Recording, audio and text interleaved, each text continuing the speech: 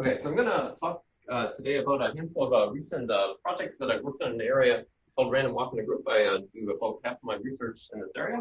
So I'll be talking about joint work, a paper with John Jiang and with Dan Jerison and Lionel Levine, and then a couple of projects that I've worked on with undergraduates who won fellowships to do research with me here, Qiujiang's son, who's now at Washington University in St. Louis, and Young, who's in Berkeley. Okay, so let me tell you what the basic setup is in this area. So I'll always have a group B, which is a finite compact. There's things we do on non-compact groups too, but I won't talk about them today. Mu overall. Wait, what's G? Sorry? What is G? A group, finite or compact. So the basic object of study is the repeated convolution U star n. So n-fold convolution.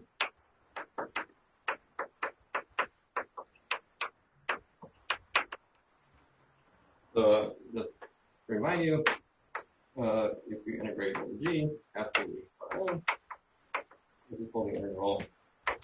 The integral after 1 n.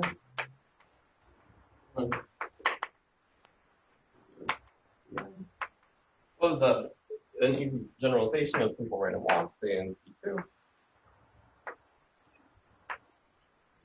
Just walk the grid. Then the basic feature is at each node, you have the same set of choices to make the next transition to a node. So, like there's the random walk. Put in a group. But wait a minute. How does that picture correspond to G being finite or compact? So this is not a finite or compact one. This is a Z2, but the types of problems that I'll be studying. So you could take a finite quotient if you wanted to make it finite or compact. But you can study random walks on non-compact groups too. It's just you prove terms of the theorem. So all the theorems that I'm going to prove will be of a mixing type. So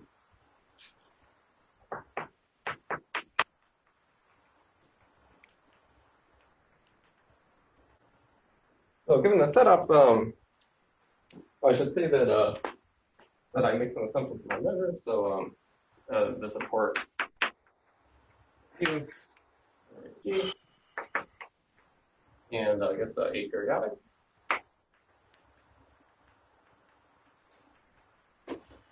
So this is an example of Markovian dynamics.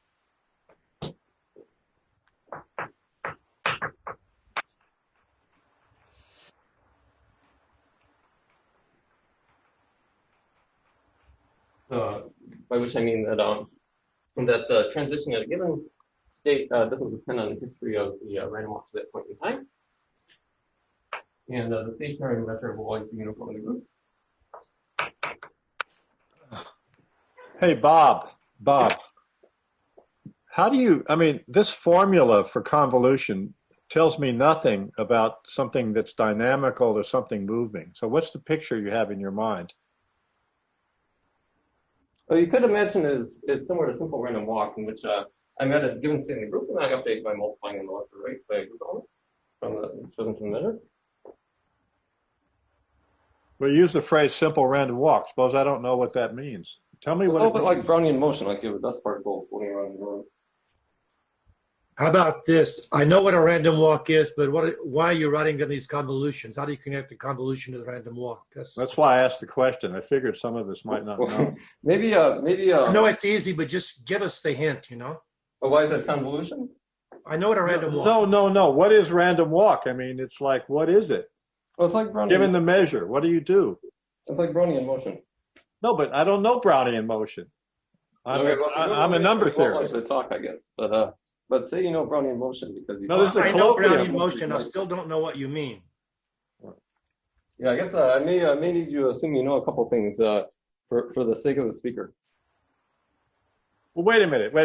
You have a point in the group, like pretend it's at the identity. Particle, and you let the particle jump to the measure mu. It disintegrates and goes out to the measure mu. And then each of those points disintegrates and goes out mu again. and you describe that as you can write it with a formula like that. But it's something moving. Well, I'm going to talk random jump. I'm going to talk about 3 models in the talk. They're all statistical physics models. So if you've worried that you're having trouble managing what's occurring physically, hopefully you'll like it a bit better after I talk about the models. Okay. Okay, so Markovian dynamics, all the stationary measures.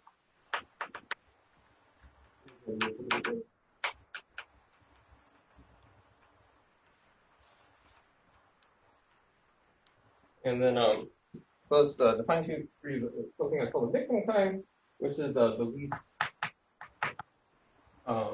n, so that the n full time is step of the walk minus the uniformity of the English.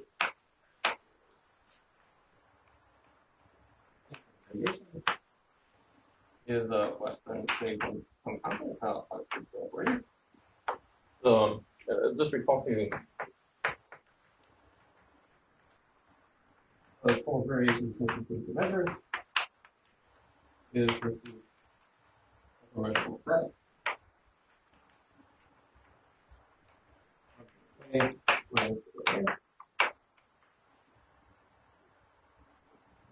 Okay, and then there's a so the research this is a field that starts partly is founded by one of my old mentors, Percy Diaconis, and has developed since the 80s or earlier.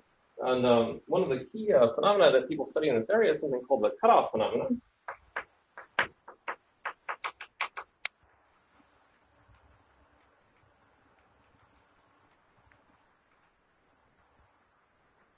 Which is partly due to him.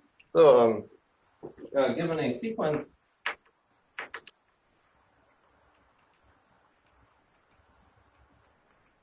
of pairs mu n and mu gn, we say the mixing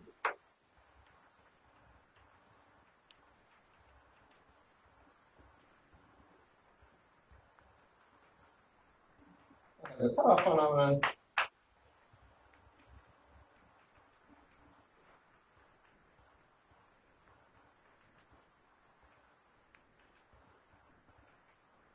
in formulation if for all as long as it's 0, the limit as n tends to infinity.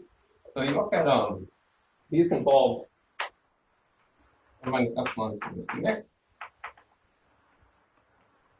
minus the uniform measure of this so at 1 minus epsilon times the mixing time, you're completely unmixed in the limit equal to 1, and limit as n tends to infinity un involved 1 plus epsilon times epsilon x minus the uniform measure. It's difficult to read the script. So, and to what power? To what with what? Yeah. So it'll be a little bit more clear after I discuss the models, but you have some sequence of measures on a sequence of groups. So, for instance, one of the sequence of groups will be your orthogonal group SO2n plus 1. So that then there's index by n. I have some random walk on SO2n plus 1. And you say there's a cutoff phenomenon. If you go 1 minus epsilon times the mixing time, you're essentially completely unmixed. The distance to the uniform is 1, which is the largest the total variation metric can be. And if you go 1 plus epsilon times the mixing time, the limit of the distance to the uniform is 0. So that means that the transition from unmixed to mixed occurs on a lower order scale than the mixing time. So this is the standard in this study of dynamics that people usually care about. It involves a somewhat involved analysis.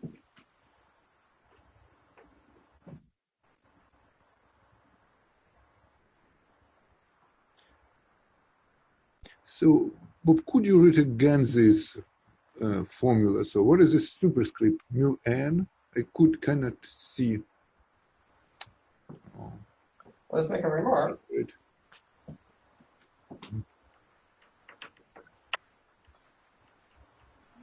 So given representation.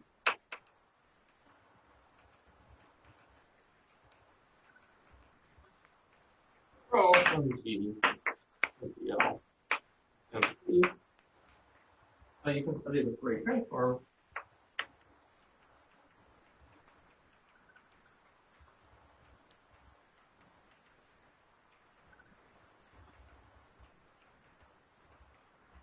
And rho,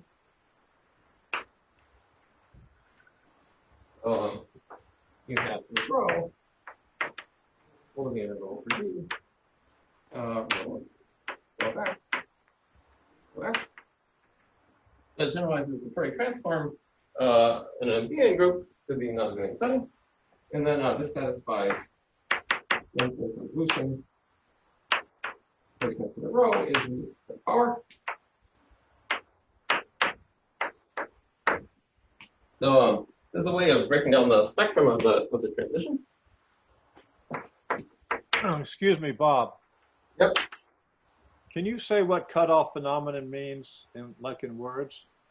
Yeah.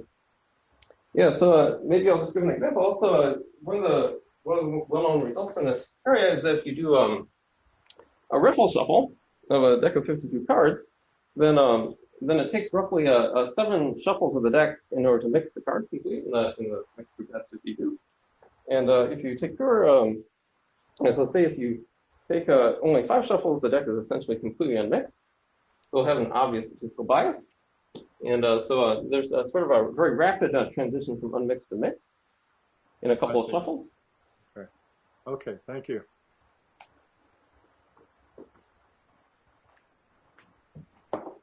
So this gives a method of studying the spectrum.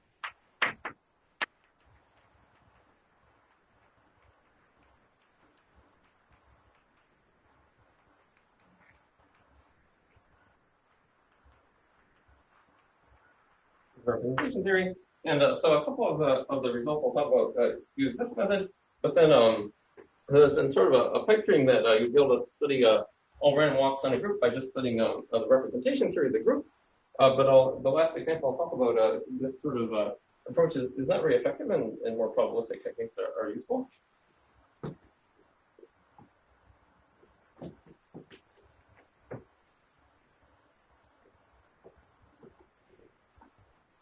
In any case, I'll be interested in studying the random walks of their spectrum. But typically, in order to prove a cutoff phenomenon, you have to essentially the complete spectrum of the operator.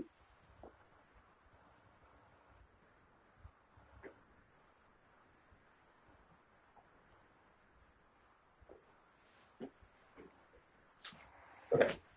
So the first model I'm going to talk about is due to cats.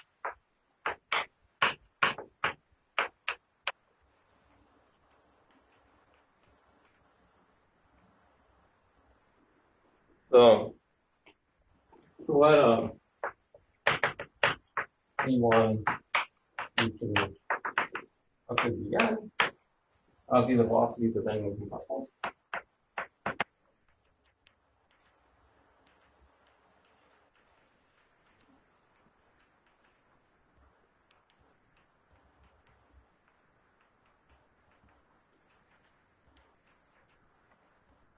And then a step in the model,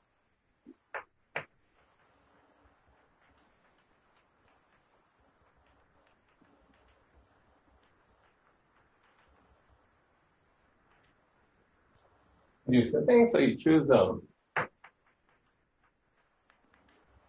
I and J uniformly random.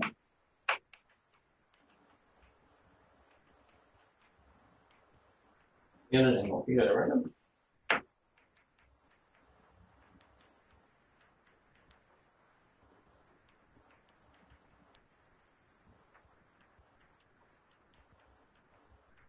And update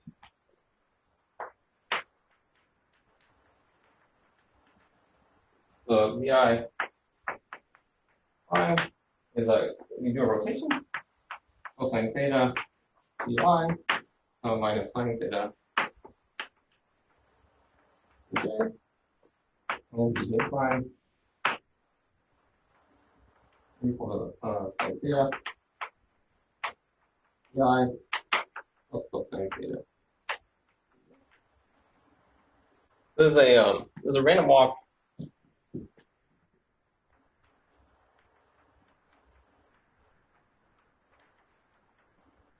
on the orthogonal group. So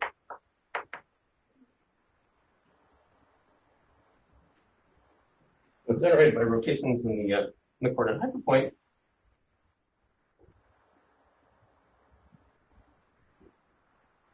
So the dynamics of this model are still currently open, but I've studied a simplified uniform version, which has more symmetries.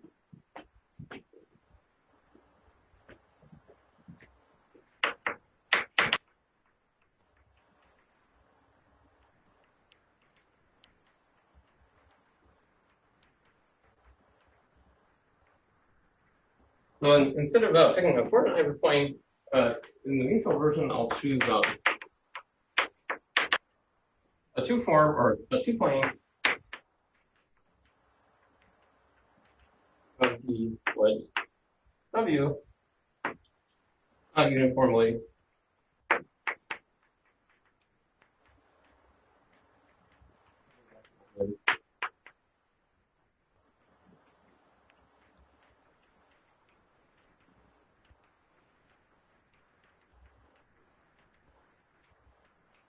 of two planes.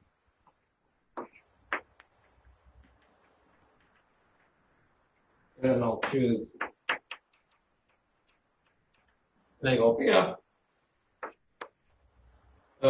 according to the measure.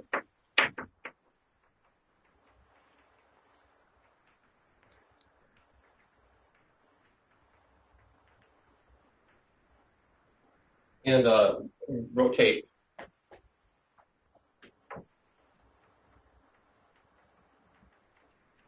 in SON by angle theta. And on the plane W.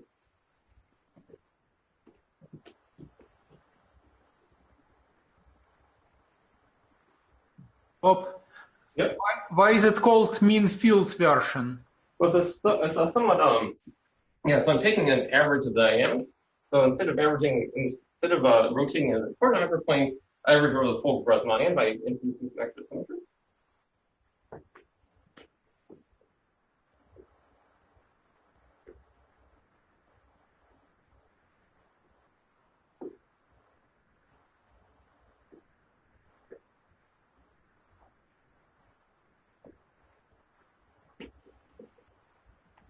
Okay, so in this model, I proved point two.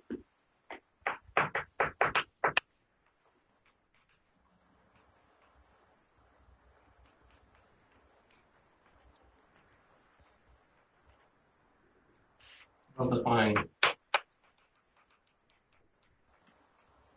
theta and C of sigma.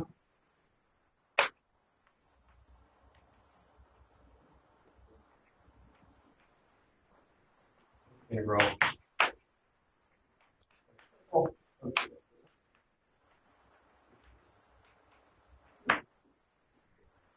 Okay, so the mean field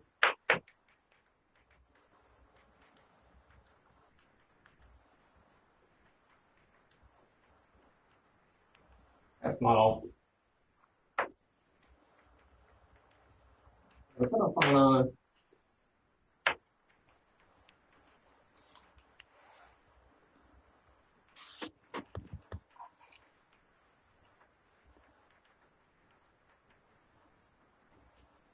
no. Oh, sorry.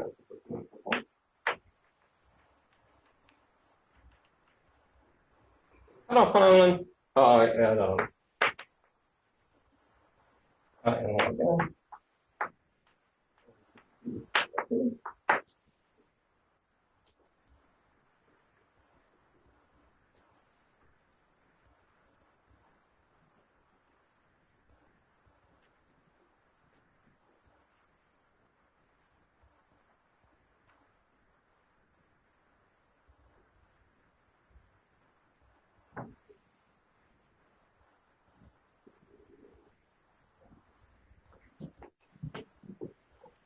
just make a comment.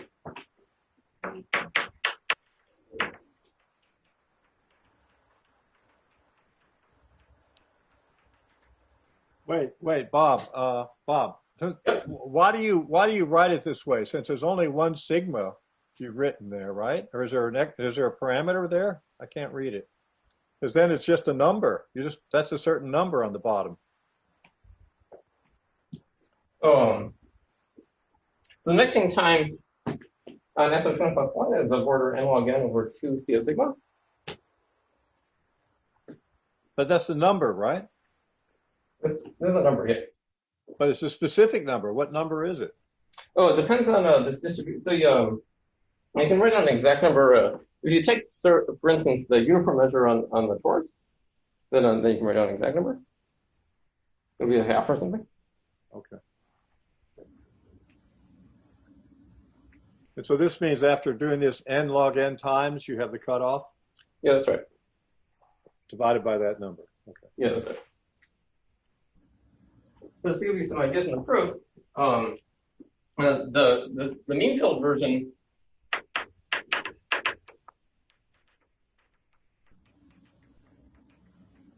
of version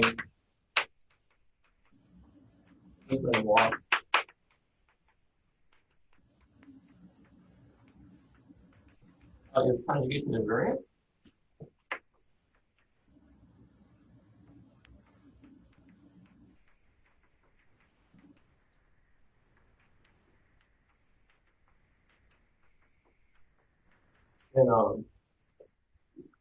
In SO plus 1. So this means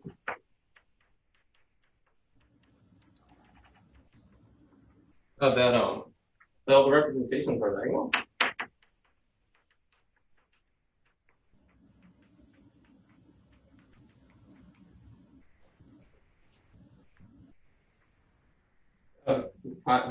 We've got the row, the diagonal matrix.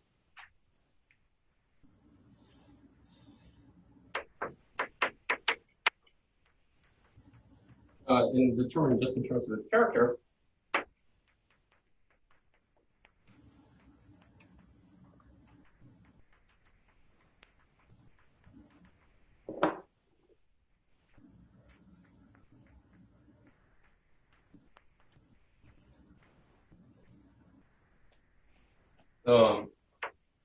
We use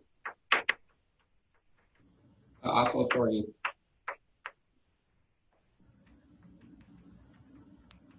integrals to study the character.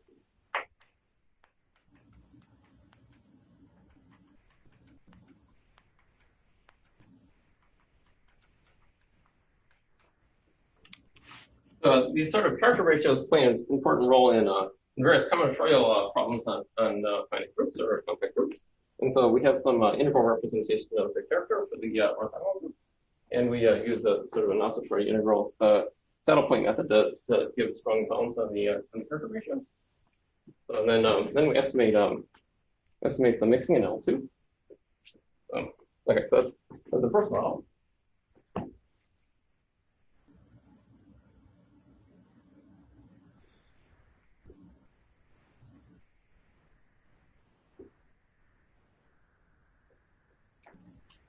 The second model.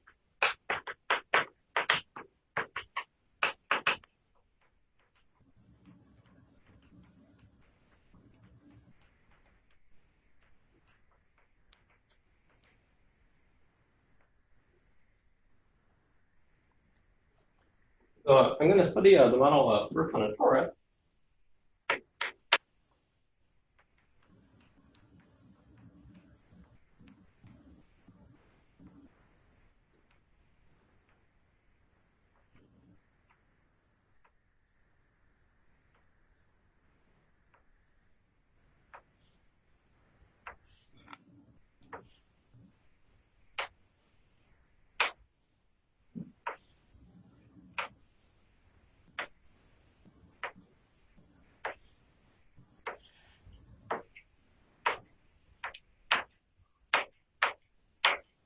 So And this model, I'll designate a 0, 0 sink.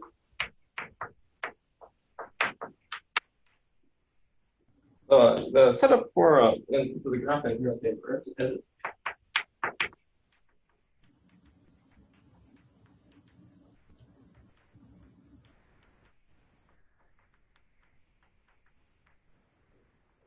the sandpile on a graph of this nature is an allocation of chips on the nodes. So say there's a node with 3 chips on it.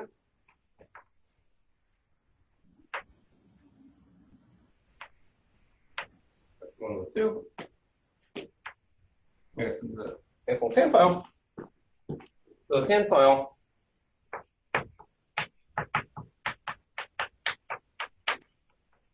is an allocation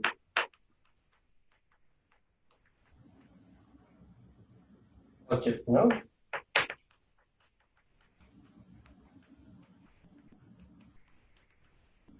So sigma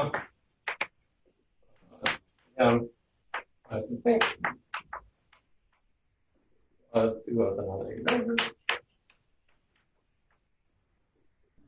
It's stable. The number of chips on any node is less than degree.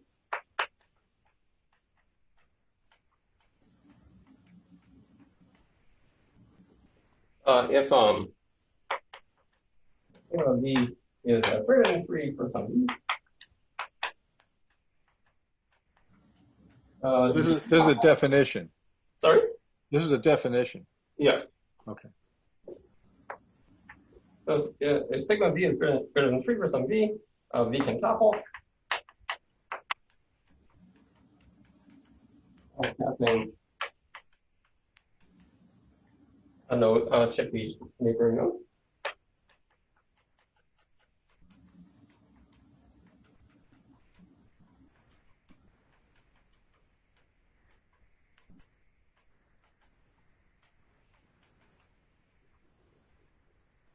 So yeah, there's quite a bit of interest currently in the behavior in this model on a toppling. So people study events called avalanches, in which you got a chip to a stable configuration and then perform all topplings that occur. So the set of topplings that occur on adding a single chip is called an avalanche.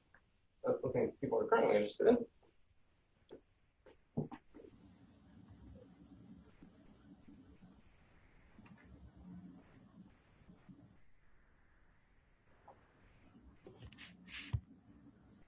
How many chips do you have? Oh, well, if you pick a random one, the number is exponential in starting.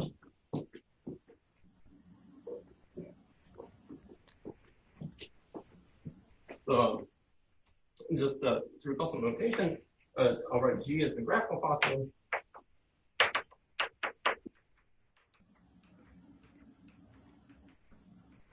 No, wait, you didn't answer my question. I mean, if there's more chips than you have nodes, I mean, times 3, then it's always unstable. That's right, but the chips can fall into the sink, and then if they do, they lose the model. What? If the chip falls into the sink, it loses the model. It does what? The chip's falling in the sink.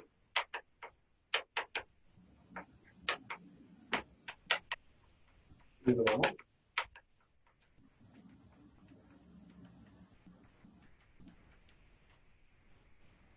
So if it topples enough times, then a chip will fall into the sink. I can't read it. I can't read it, and I can't hear it. Yeah. So if you have enough topplings, eventually a chip will fall into the sink. So there's a sink node, which is at 0, 0 in this model. And if the chip falls into the sink, then it's lost from the model. Okay. So, Yep.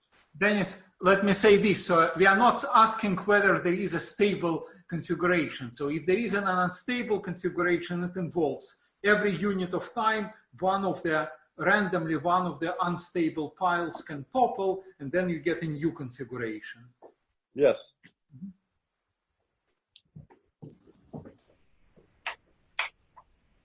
But if there were no sink, there would be no stable configurations.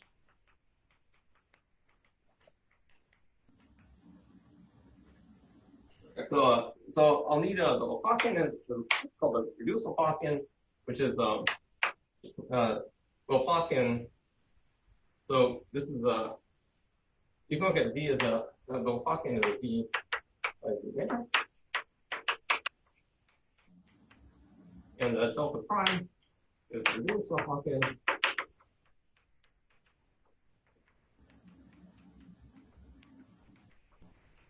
Which is found by deleting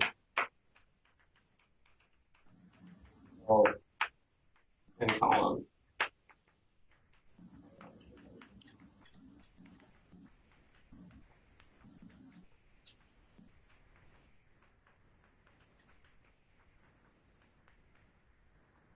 Okay, so and then the dynamics are as follows.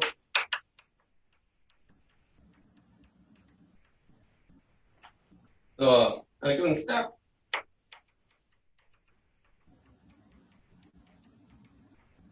add a chip to the model uniformly at random.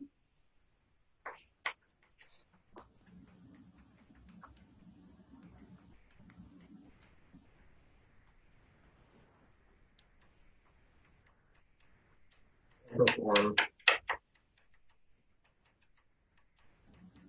illegal toppings.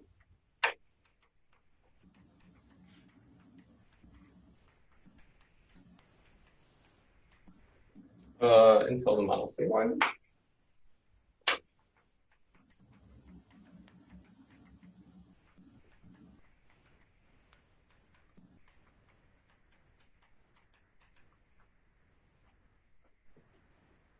For this dynamics of there are recurrent states. So not all of the stable states, the stable states are all the ones that have played at most 3 everywhere, but only a subset of them are recurrent.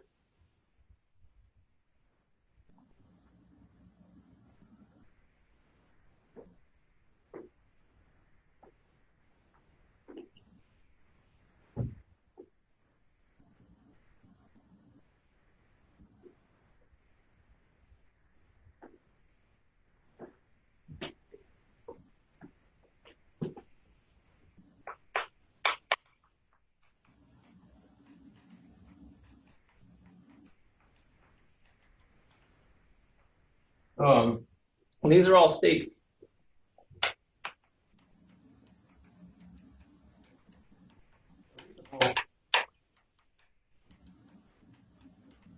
From the state sigma full is 3, so maximum height will be. This the sigma full state is I guess obviously recurrent given any state which is stable and has mostly chips to node, then you can always add chips to the nodes that have less than 3 until you have 3. So it's obviously recurrent. There's a positive probability that it'll occur. So those obviously recurrent, and then anyone reachable from there is recurrent. You can check that that this state is reached as it's probability 1. Okay. So these form something called the sandpile group. Large abelian group.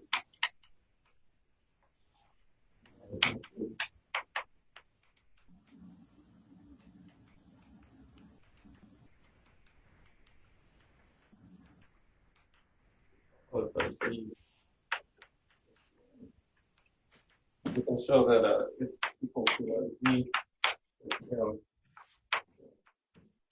0 quotient by the reducible Gaussian.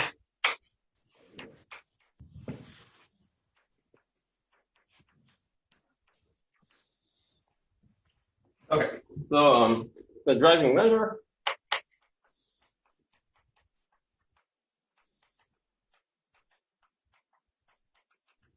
is 1 over squared some and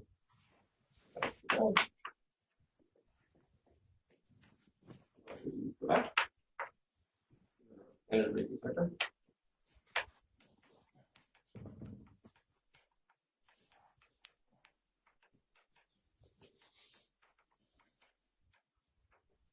The restricted recurrent states, the dynamics become a random walk in a group. It's the random walk on this large quotient. driven by this measure on n for different states.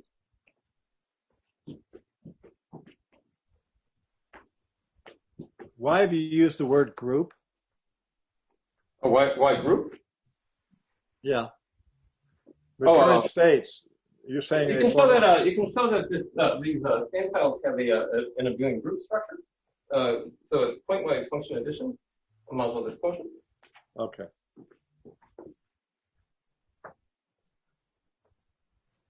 It's a semi-group. Yeah, it's a finite group.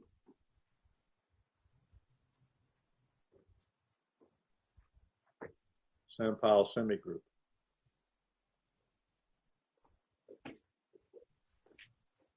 So, yeah, so this model has been studied since the 80s. A couple of my authors and I determined the dynamics, the mixing dynamics for it. So,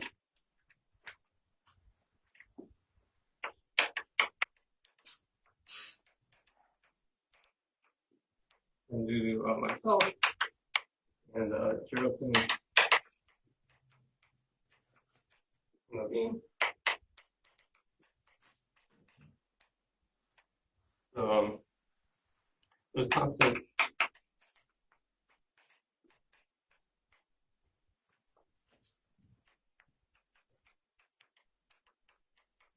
C0, which is well, we have a numerical constant, but 8, 4, 8, 6, 6, 1, 1, 7, 3. Is a solution of some specific transcendental equation, and such that I'll be doing a sample model.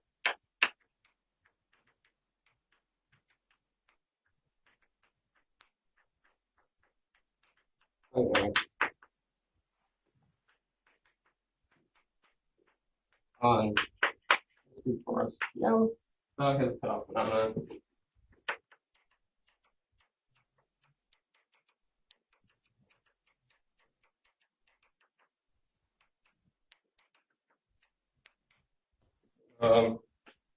That 0 squared all again. And then persuasion. Remark. Joint with John Song.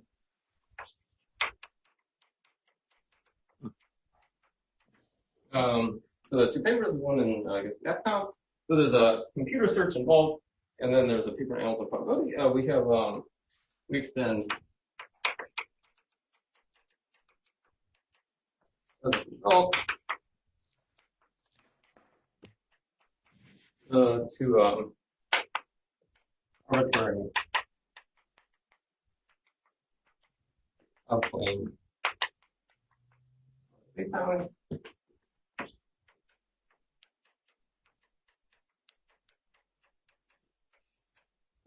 Like the hex and dice lattice in 2 dimensions, or D4 lattice in 4 dimensions, A-centered cubic in 2 dimensions. So we solve a number of different lattices, but in our resultant works in general, and also with periodic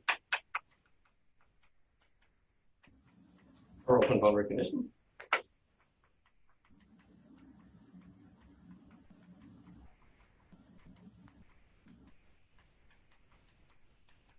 The open boundary condition in the smart lattice case has the chips fall off the edge of the board instead of wrapping around. So there's instead of a single thing, the chips fall off the edge when they happen. So what in the periodic boundary condition, what does it look like after the cutoff time? Oh, the mixing? Well, it converges very rapidly to 0. So it's just in a steady state. The corollary. No, but what does it look like? I'm lost. What does it look like after the cutoff? It's like a uniform random sandpile. Okay, fine. Okay, so one corollary of this work is that in 2 dimensions,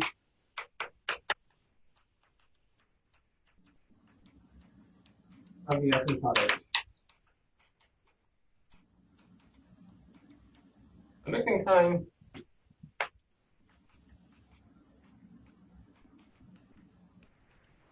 is about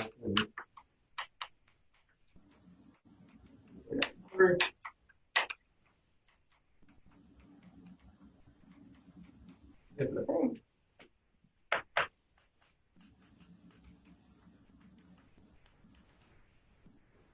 In 4 dimensions,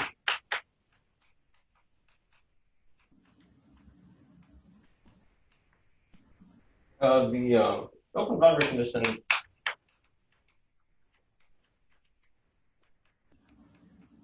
condition makes this 4.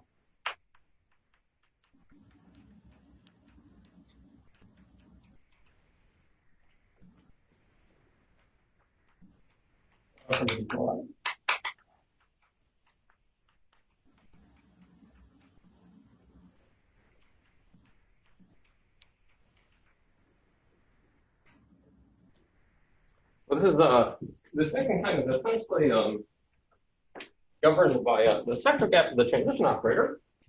But having an open boundary, you have to study something that's somewhat more akin to.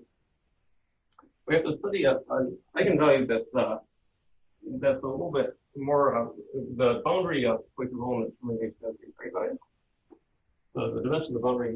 So there's something called a spectral factor limit, and it takes account of the dimension of the boundary, where the eigenfunction is calculated. So it's a little bit like a step-off eigenvalue, but it's a little bit different. Okay, so I won't say too much more about that, but I'll just say the arguments. Even 4 dimensions for all other lattices, they're the same?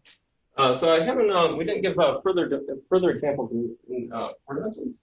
So yeah, so the effect of this boundary, so I'm interested in, we also showed that in all sufficiently high dimensions, if you take the cubic lattice, then the two mixing times are the same again.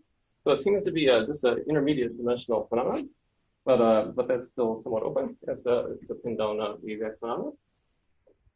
So the arguments study or classify functions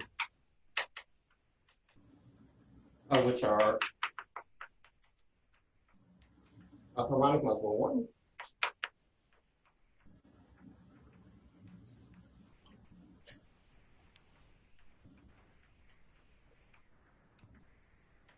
And the timings.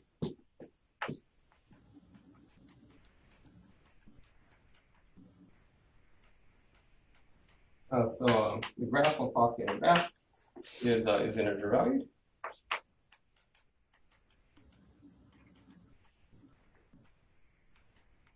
Is this functions modulo 1, which are harmonic, or functions? Yeah, so you apply graphical Gaussian to f and then take it, reduce it modulo 1, and then 0. So it's harmonic modulo 1. So the graphical Gaussian is integer valued. So we sort of we classify the LP spaces of these functions. Oh.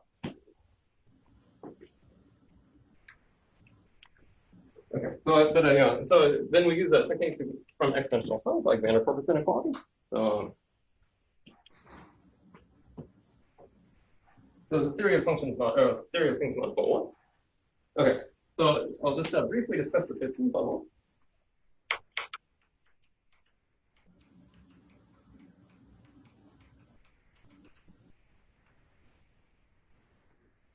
So many of you may have seen one of these children's stories.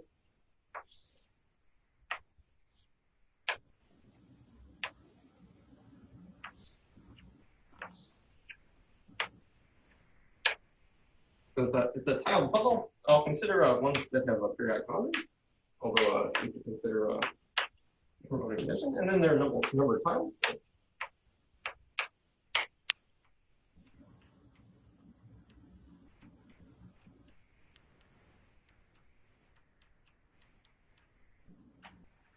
So I moved in the puzzle.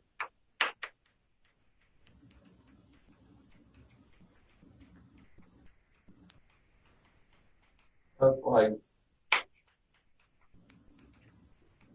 and recent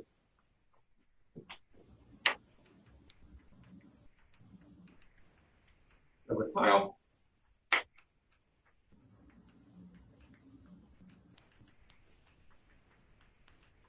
Into the location.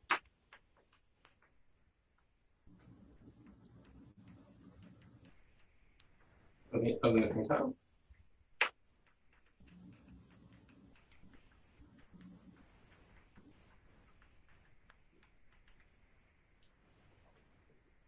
So and then we're interested in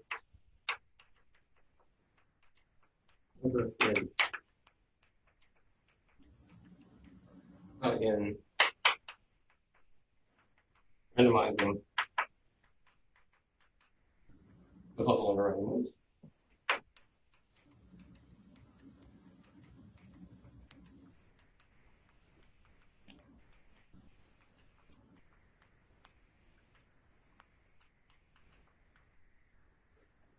Okay. So in general, I have an in-random board.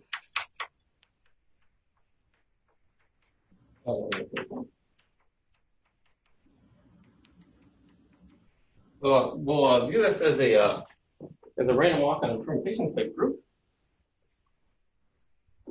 So this class of random walk is being studied somewhat intensively currently, which either on a linear group or a finite field or a symmetric group, people are interested in random walks that have a few generators. So there are two generators and they're interested.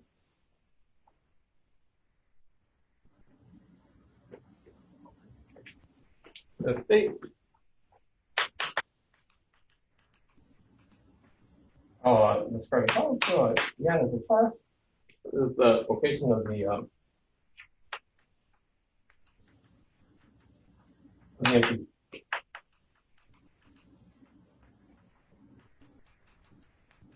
board times S is 1. This is the relative position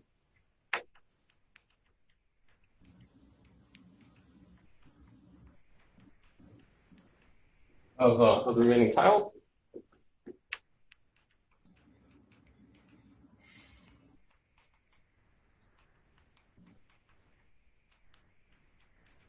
Relative to the empty square.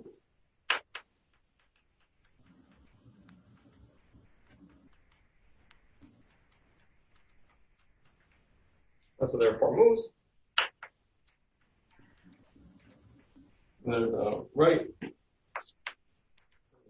0, times some permutation of sigma r. Left is r inverse. Up is 0, 1. And down is inverse. And here sigma r. And sigma u, you can check. So do one of these modes, you slide the empty square into the adjacent one. You can instead view that you slide all the other tiles to the right, and leave this one fixed. So right goes around, and then this one. These ones all slide right.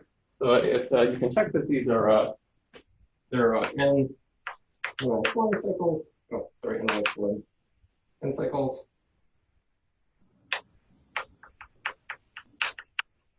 One cycle.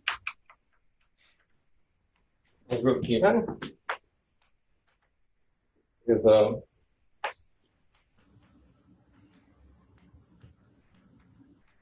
the famous article about this from the 1800s. So in the case that n is even, group generated is this rotation is the torus times an alternating group. So just the even positions occur. And for n odd, it's a whole group. So the article from the 1870s shows that in the 4x4 board, if you put the position of 14, 15, you can't move one configuration to the other.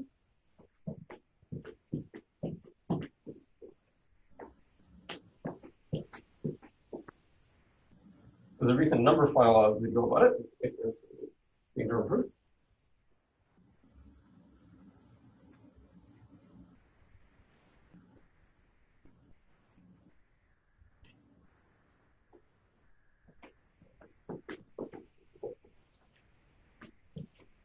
So the dynamics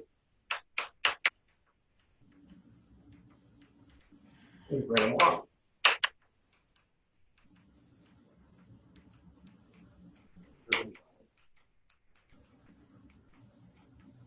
view. So I'll make it 1 to wavy, so delta A plus delta E plus delta down. You do either hold with probably the fifth or do any of the 4 moves.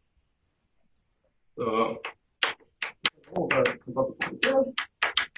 That's moved by Young and myself.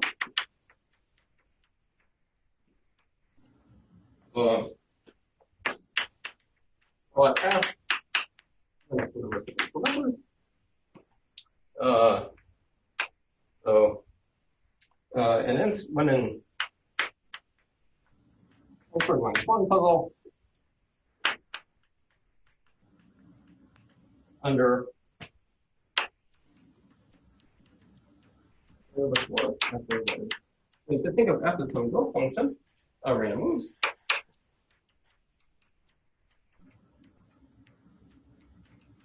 As the number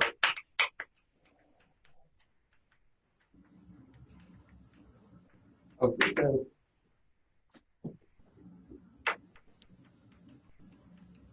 in the original position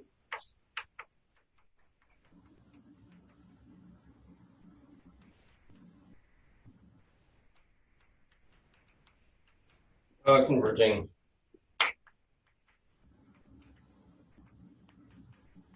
distribution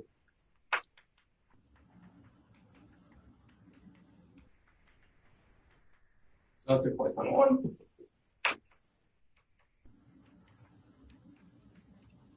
If only representation infinity.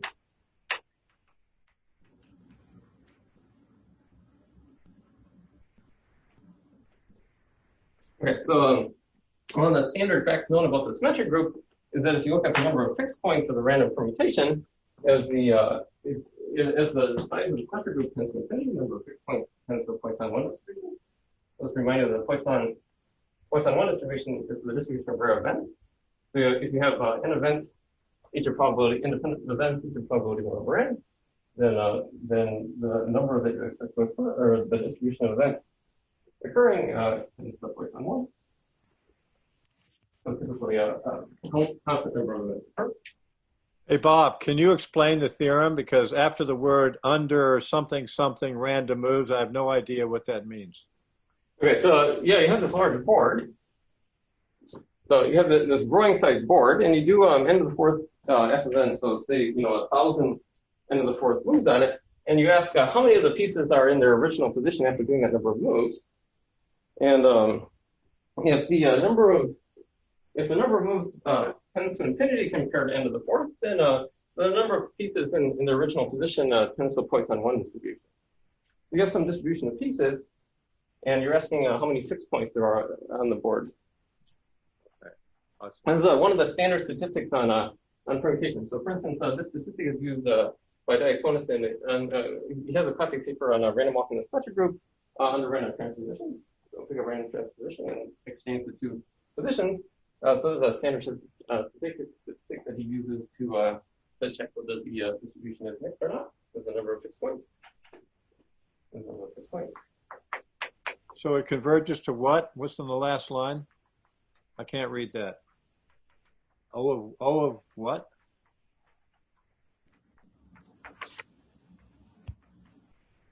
I'll just remark that this term is surprising.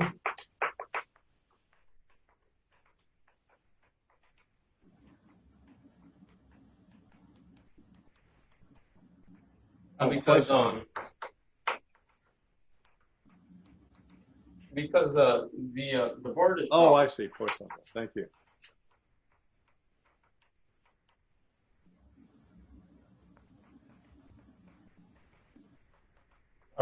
Normally requires n to the 4th log n.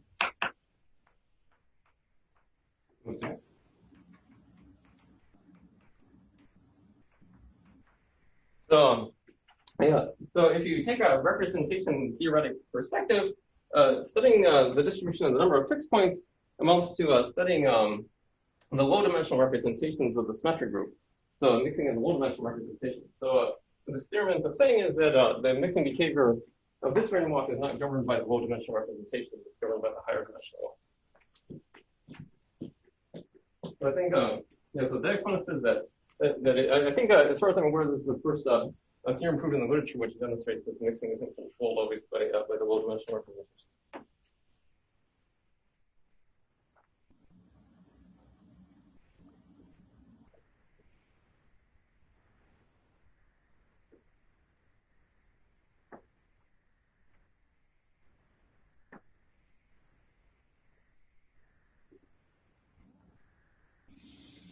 All right, so I'll just tell you some ideas that go into the argument.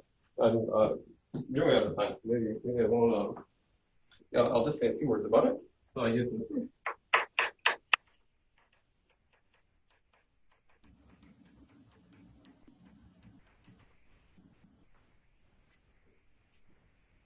That's backing up in a moment.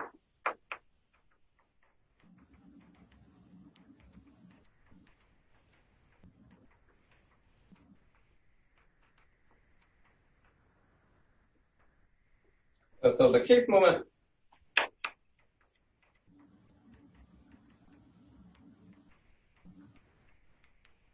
of the number of fixed points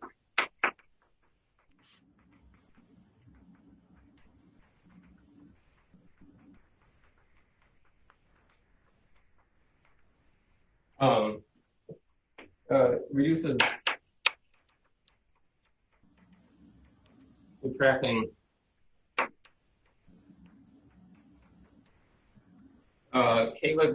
K-labeled particles that moving on the board, K-marked particles. This is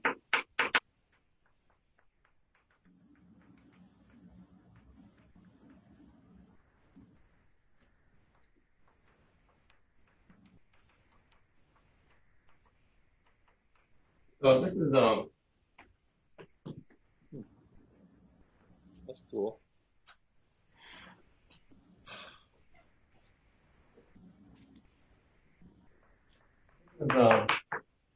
Is the equivalent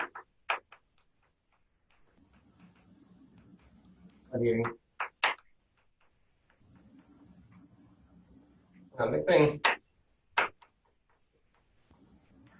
representations. If you're familiar with the theory of the representation in the vector group, they're indexed by Young Wall, indexed by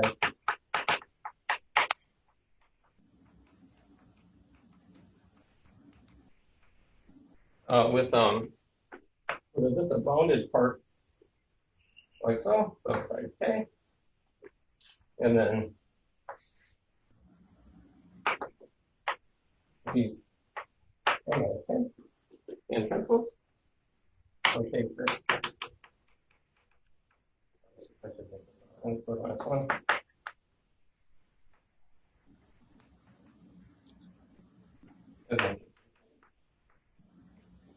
And the transpose.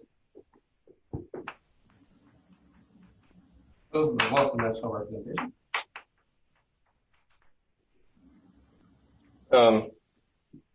So the argument is spectral.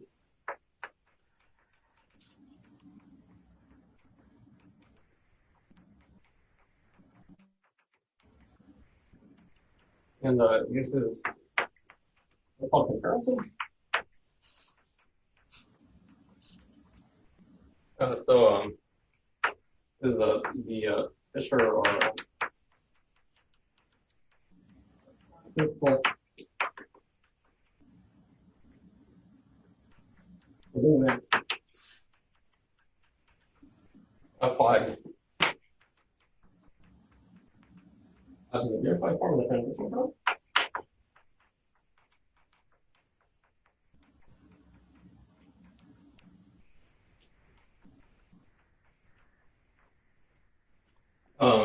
We introduced the heat kernel, time average, to symmetrize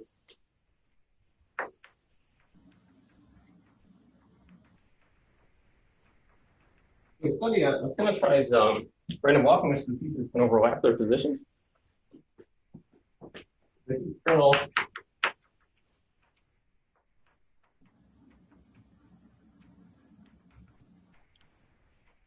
time average of the condition kernel. That doesn't end up sufficing for our approach. We have to study something called a Laplace transform,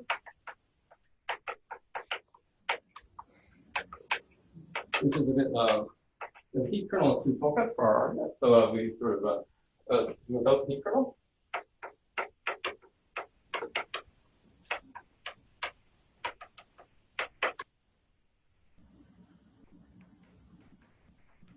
This is so we do some time average to, the empty piece on this board is moving around very quickly compared to the other pieces, which each move roughly 1 over n squared steps. So we do some time averaging to wash out the behavior of the empty piece using this Laplace transform.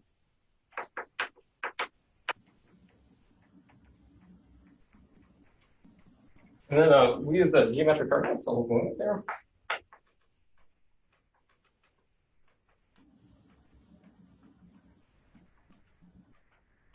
And there's a new formula for the characteristic function of the hitting time on a graph, which is used. So there's a spectral expansion of the characteristic function of the hitting time on a graph. It's a sort of a resolvent formula. So we give a sort of a very precise local limit.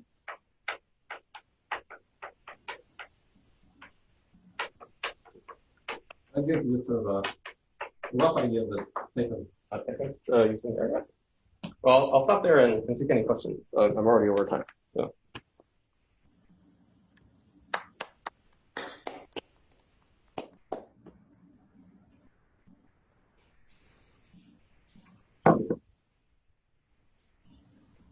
Well, I guess I have some questions here. Let's see. Can you draw a picture of one of the geometric arguments?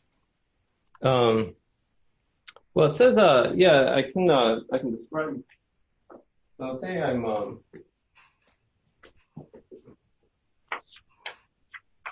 my empty square here. I have let's say 2 pieces whose positions I'm caring about. So I do a time average. So C is on the scale of k times n squared, or k is some prime.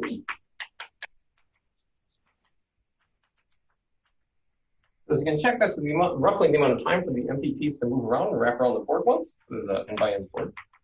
So it does it has square root cancellation. So in n squared steps. Wait, you're blocking it. You're blocking it. Yeah, thank you. Yeah. So in n squared steps, the empty square will move around the board essentially a constant number of times in each direction. So it can be anywhere on the board. And then I take a large parameter, a growing parameter, slowly growing parameter k times n squared, and then study the distribution of each of these numbered pieces. And there's a number of steps, and it will they'll have a sort of jointly independent Gaussian behavior if the pieces are far apart. So yeah, the local wave theorem gives a very precise estimate on the joint independent Gaussian distribution of the locations of those numbered pieces.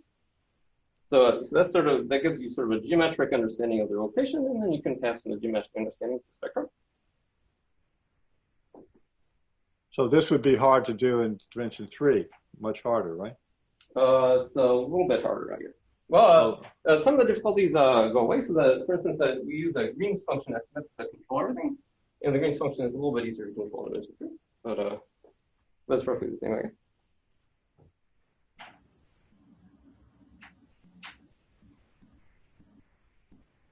Let's see if there are other questions here.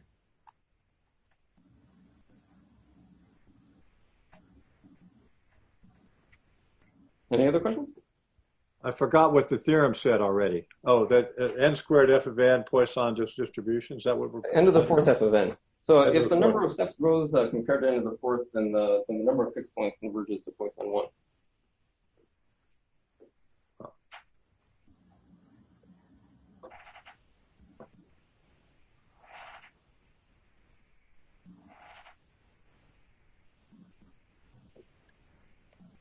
What's the Poisson distribution?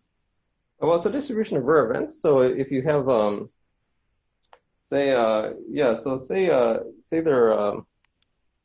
let's see. So say you have n events, and each of them have probability 1 over n, and they're independent. Then, as n tends to infinity, I expect a Poisson 1 distribution of the number of events occur. Okay. Thank you. The typical example is the number of fixed points in a random permutation, because I guess the probability that any given number in its correct position is essentially more random, all of them are independent, and then there are n of them.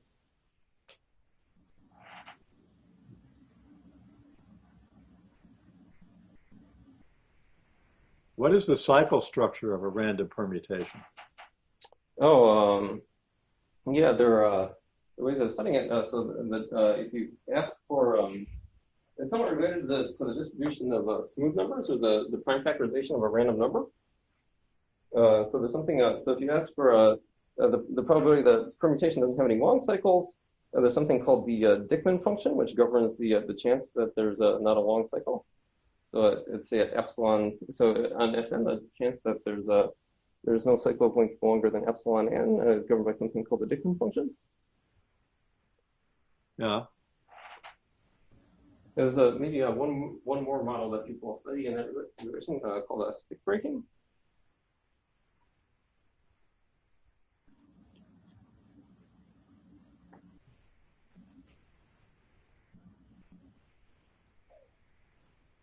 So can you recall the mixing? You said what? Explain why this theorem is surprising again.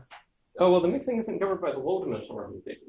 So you could think of, the most basic study, random walk in a group is a random walk in an n cycle. It's just simple random walk. So you can have a circle. So you can go left or right in the circle with equal probability. Yeah. And then in this case, the characters, so this is, the characters are e to 2 pi n ik for n. How many points are there in? Yeah, z mod. Okay. And then the lowest, yeah, so all the representations in this case have the same size, but there's one that is sort of the slowest phase, which is pi 1, and so which is just. And then if you take the Fourier transform, you have pi 1 is equal to, I guess, cosine of this is about 1 minus 2 pi. And so if you want to raise that to a large power, you'll have to raise it to essentially to the n squared power for that to be of constant size. And so the mixing on the n cycle is of order n squared. That's the amount of time to make one of the characters small. That's sort of the top of the spectrum. Now, people typically expect the low-dimensional representation to contain the top of the spectrum. But so they expect the low-dimensional representations typically to govern the mixing behavior. So, for instance, this is the spectrum. This one governs the spectral gap, and it governs the mixing behavior. But in the case of this puzzle, the low-dimensional representations do in fact not govern the mixing behavior, which is surprising. Oh.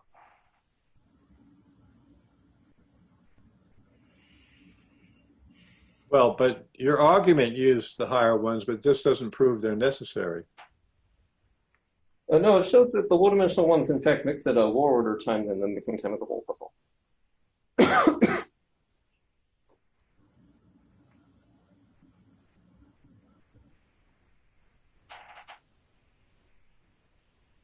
I didn't get that. What? Yeah, so this Poisson, the Poisson theorem shows that if the number of steps grows compared to n to the fourth, then all the low-dimensional representations are mixed. Yeah.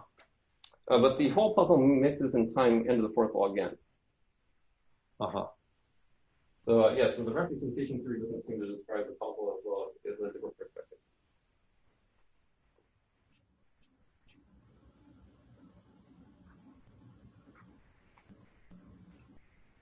You're saying mixing needs a log n, but you can use any function going to infinity. Yeah, for the low-dimensional representation.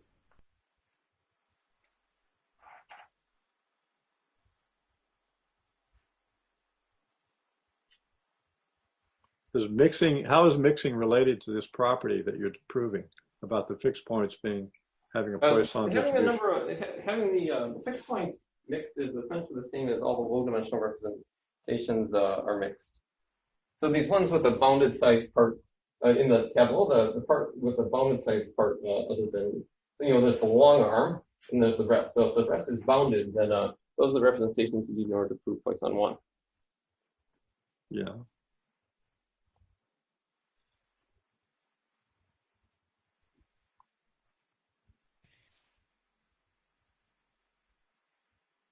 Do you have an intuition for this? I don't see the intuition. You have these two kinds of properties, mixing and having a certain number of fixed points after a long time, and then low dimensional representations and high dimensional representations. Remember how the representation theory of the symmetric group works?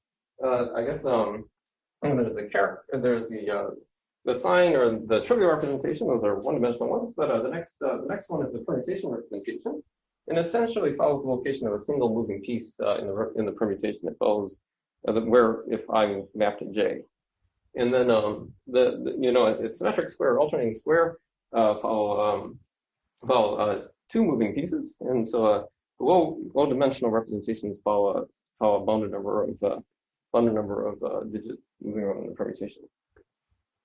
Huh. But then you have to make them irreducible, but they can be cut out of representations that follow some fixed number of pieces. Okay, I'll think about it.